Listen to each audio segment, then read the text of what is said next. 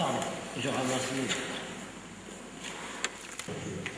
les années 90, voilà, les années 2000, elles ont été des années de relatif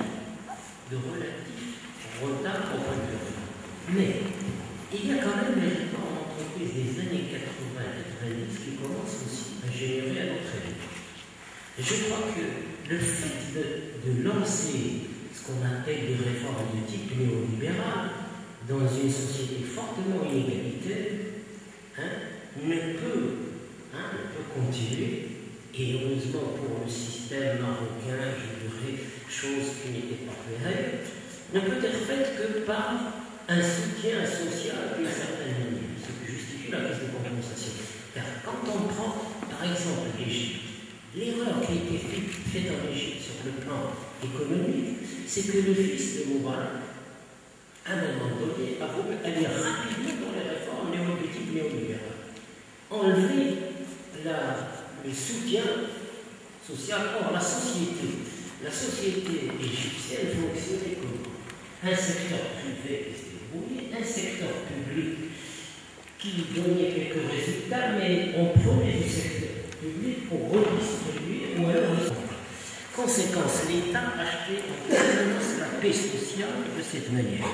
En précipitant, voulant aller vite dans les réformes de type néolibéral, supprimer ces subventions, etc., on a créé une société darwinienne. Alors, une société darwinienne qui est devenue implacable, et du coup, on a précipité, je dirais, les éléments de la révolution. C'est-à-dire la couverture étant partie, une grande partie de la population n'était plus fonctionnelle, il ne restait plus que la route. Et la même chose, on le retrouve en Tunisie. Pourtant, ces deux pays avaient un taux de croissance supérieur au Maroc que la Banque mondiale quand on compare. Il y a d'ailleurs un rapport fait par la Fondation Wahbi. Il montre quand on compare le Maroc, la Tunisie et l'Égypte, le Maroc était le plus en retard par rapport à ces deux pays. Leur taux de croissance était le meilleur et la Tunisie était souvent donnée comme le modèle et l'exemple. Or, le problème de la Tunisie, c'est qu'on sait tout ce qui est réforme, la Tunisie, elle est plus vite que les autres.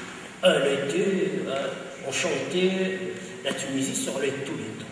Sauf qu'on a oublié une chose, réussissait tout ce qui est système, j'allais dire tout ce qui a trait au système productif. Quant au système distributif, c'était catastrophique. C'était le président, sa famille et son ethnie.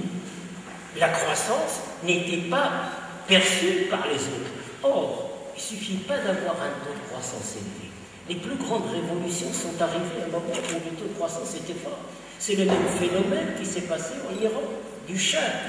L'Iran du Shah, il y avait un excellent technocrate, Hoïda. Et Hoïda, la Banque mondiale chantait la gloire de ce monsieur de Harvard qui était particulièrement performant. Et la Banque mondiale, à l'époque, n'avait les yeux rivés que sur le taux de croissance. Il était à un moment donné 10%. Ça y est, l'Iran est parti et on commence à dire, voilà le deuxième Japon de l'Asie.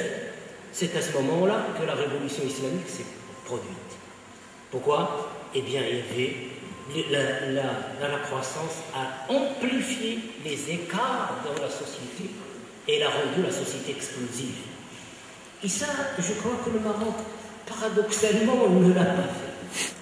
Deux choses, on a parlé des immigrés, c'était effectivement la châtrelle, mais la couverture sociale, la prudence plus ou moins qui était suivie en ce domaine, ou plutôt la peur d'aller vite dans des réformes, a sauvé plus de manière limitée le système.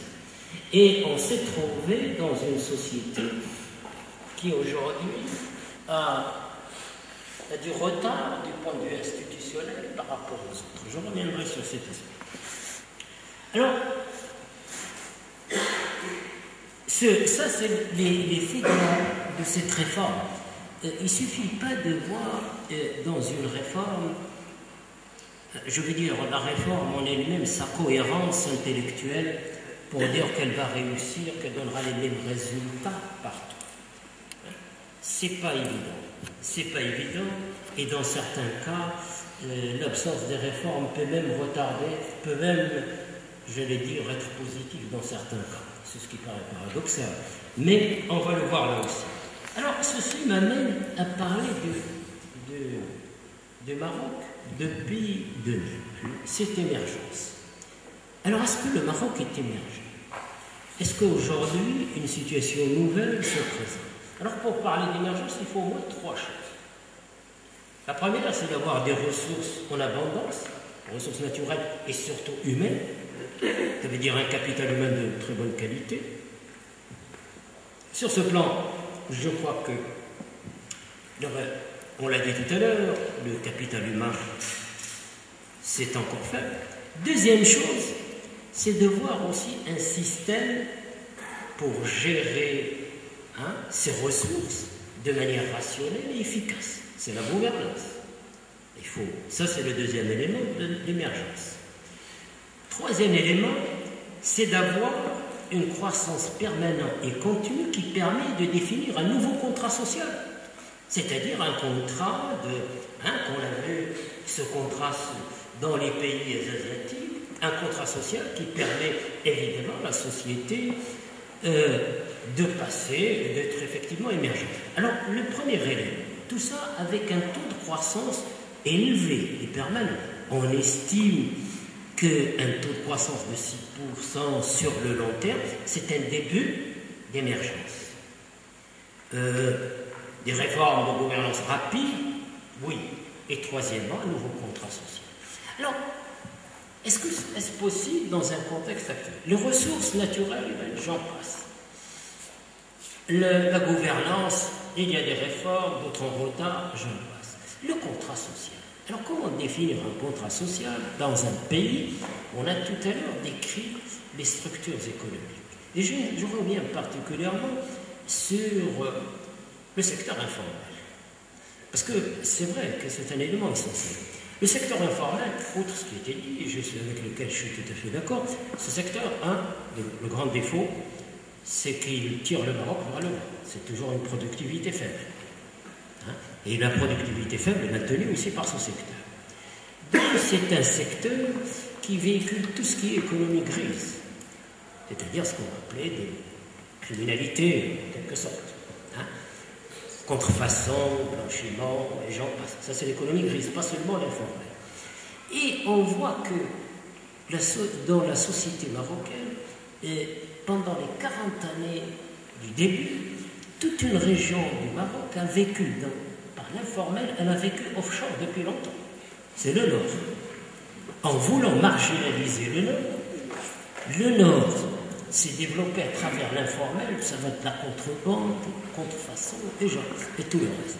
Et dans cette région, il y a un capital énorme qui s'est accumulé et qui a donné naissance à, j'allais dire, à une catégorie sociale qui commençait à s'affirmer en tant que telle. Non seulement sur le plan économique, mais on trouvait des éléments au Parlement, et il y avait même un groupe très fort au Parlement, des gens qui représentaient cette catégorie sociale et qui, effectivement, j'allais dire, cherchaient des institutions d'un type donné.